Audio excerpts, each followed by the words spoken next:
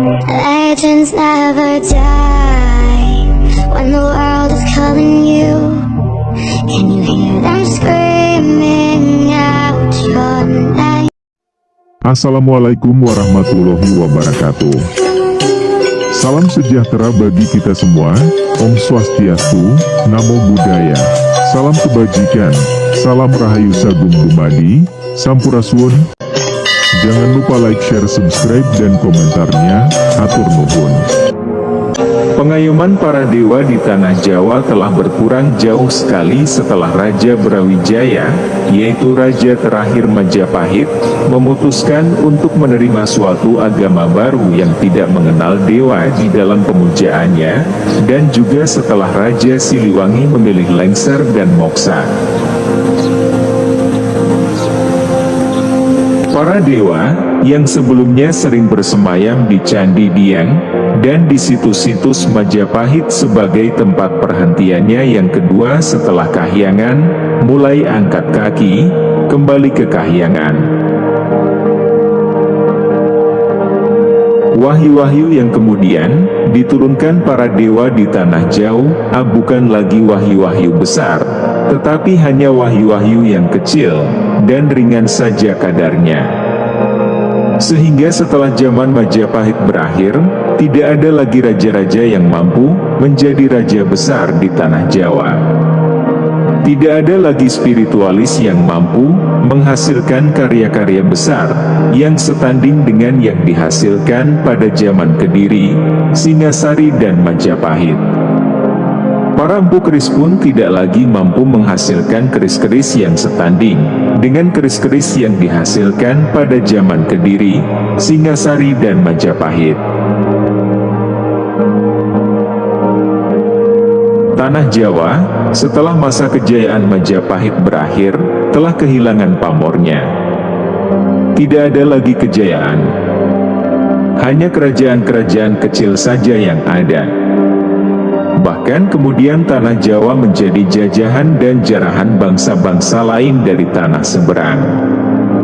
Setelah zaman kerajaan berakhir, berubah menjadi zaman republik, tanah Jawa pun tetap menjadi bahan perebutan kekuasaan, dan jarahan orang-orang yang tidak berbudi luhur. Kejayaan tanah Jawa telah berakhir.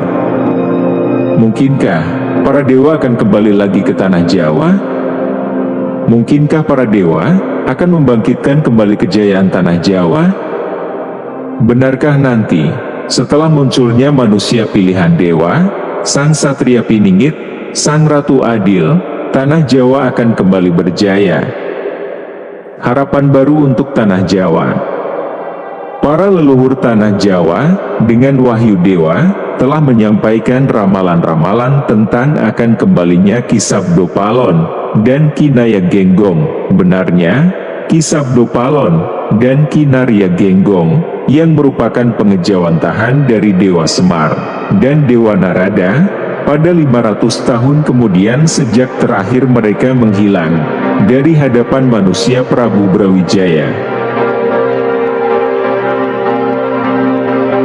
Setelah terjadinya goro-goro, mereka akan datang dengan mendampingi manusia pilihan dewa yang akan disebut Satrio Piningit, yang bersenjatakan Trisula Weda, yang wajahnya tampan dan terang bercahaya seperti matahari, lembut hati, tetapi tegas, berhati mulia, membawa perubahan zaman di mana hukum ditegakkan. 500 tahun kemudian, sejak terakhir mereka menghilang dari hadapan Prabu Brawijaya adalah kira-kira pada masa sekarang, tahun 2022-2024. Mereka akan datang kembali setelah terjadinya goro-goro, kekacauan besar, bencana alam besar, yang membinasakan banyak manusia. Apakah para dewa akan menunjukkan kekuasaannya, dengan menjungkir balikan dunia? Apakah para dewa akan menunjukkan supremasinya atas makhluk manusia? Mereka akan datang dengan mendampingi manusia pilihan dewa yang akan disebut Satria Piningit. Manusia itu tidak terkenal, tidak muncul sebagai publik figur, tidak tampak dalam kancah politik atau kekuasaan dimanapun. Tetapi manusia itu menjadi pilihan dewa. Bukan, tetapi pilihan Tuhan. Karena para dewa hanyalah menjalankan tugas dari sang penguasa alam untuk mendampinginya, menuntun dan mengayominya. Banyak sudah ramalan yang disampaikan oleh para leluhur tentang tokoh sang Satrio Piningit.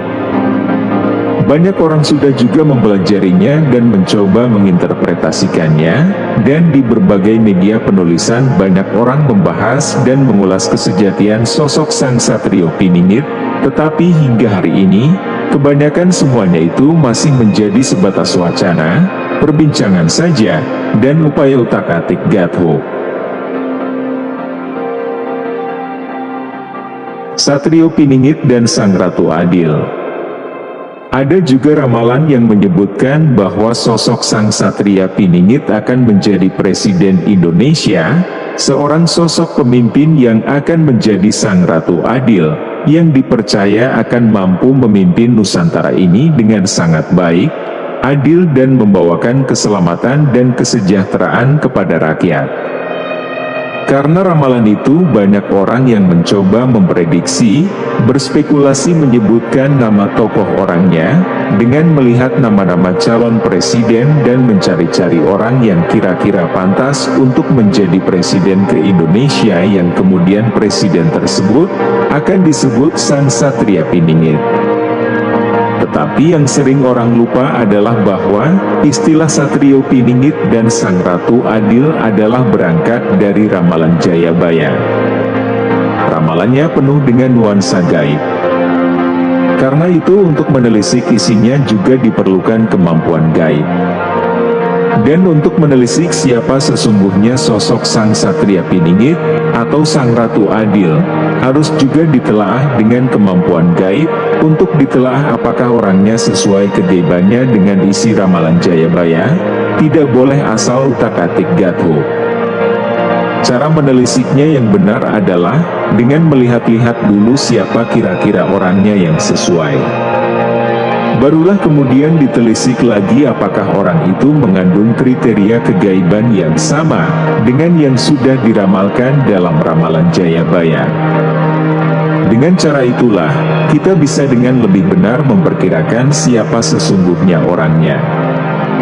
Kalau orangnya tidak mengandung kegaiban yang sama dengan yang sudah diramalkan dalam ramalan Jayabaya, berarti orang itu bukanlah Sang Satrio Piningit atau Sang Ratu Adil yang diramalkan dalam ramalan Jayabaya, walaupun orang itu menjadi Presiden Indonesia. Seperti yang sudah diramalkan, secara fisiknya, sosok manusia Sang Satrio Piningit akan kelihatan sama saja dengan manusia lainnya. Dan sekalipun sudah muncul di hadapan publik, ia bukanlah seorang tokoh yang sebelumnya sudah terkenal, dan ia juga tidak akan mengaku-aku dirinya adalah Sang Satrio Piningit, sehingga ketika ia muncul itu, apakah orang akan mengenalinya sebagai Sang Satrio Piningit?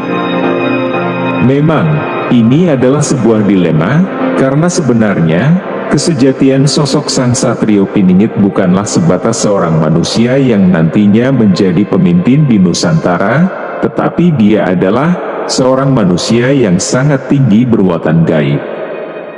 Sampai-sampai, tokoh-tokoh manusia, ratusan tahun yang lalu, yang pada zamannya, terkenal sangat mumpuni dan waskita pun memujanya, dan meramalkan kedatangannya secara khusus menggunakan kata-kata, ungkapan-ungkapan dan istilah-istilah yang juga khusus yang sepintas secara awam terasa sangat tinggi dan berlebihan.